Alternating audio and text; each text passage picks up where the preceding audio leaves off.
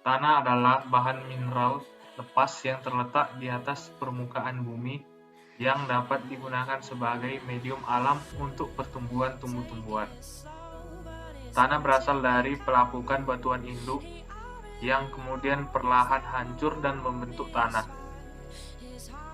Konsep ilmu tanah terbagi menjadi dua, yaitu edapologi dan pedologi.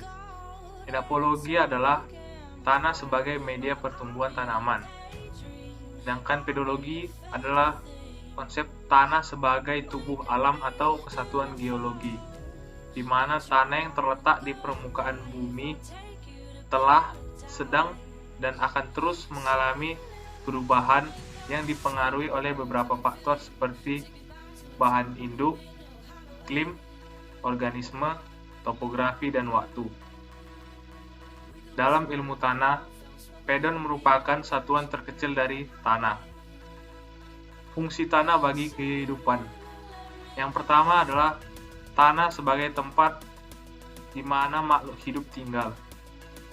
Yang kedua, tanah sebagai media penanaman segala macam tanaman. Yang ketiga, tanah sebagai tempat penyedia air, mineral, dan bahan organik lainnya. Kemudian yang keempat, tanah sebagai bahan pembuatan beberapa kerajinan, peralatan dapur, serta bahan bangunan. Lalu yang terakhir, tanah sebagai dekomposer atau pengurai bahan organik yang berasal dari makhluk hidup. Contohnya seperti daun, ranting, dan jasad hewan. Umumnya tanah dibentuk dari campuran bahan organik, anorganik, dan mineral. Yang pertama, tanah organik. Tanah organik terbentuk akibat pemadatan bahan organik yang sudah terurai.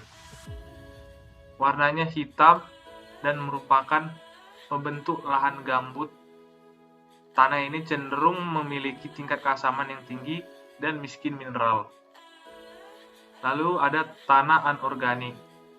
Umumnya tanah ini didominasi oleh mineral yang membentuk partikel pembentuk tanah. Biasanya teksturnya dapat berupa pasir, debu, lempung, atau campuran dari ketiganya.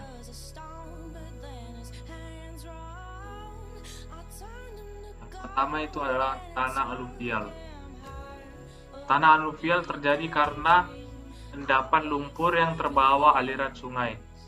Lokasinya biasanya berada di hilir atau dataran rendah, berwarna coklat hingga abu-abu. Sifatnya subur sehingga baik untuk pertanian seperti padi, palawija, maupun tembakau. Lalu ada tanah andosol.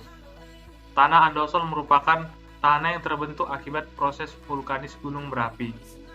Warnanya kehitaman dan tinggi kadar organik dan air, tapi memiliki tingkat kelembapan yang rendah.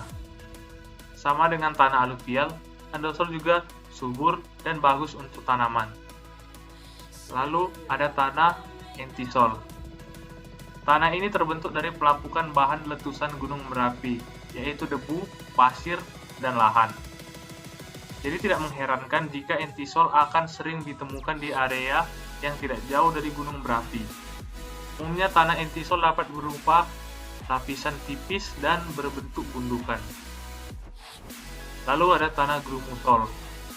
Tanah grumusol ini tersusun dari batu kapur dan tufa vulkanik yang sudah mengalami pelapukan. Karena itulah bahan organik yang ada di dalamnya sangat rendah sehingga tidak cocok untuk tanaman. Warna tanah ini netral dengan tekstur yang kering dan mudah pecah, terutama pada saat musim kemarau. Lalu ada tanah humus.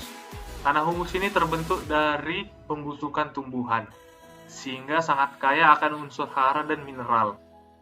Itulah mengapa jenis tanah ini sangat subur dan baik untuk bercocok tanam. Warnanya kehitaman dan banyak ditemukan di daerah hutan.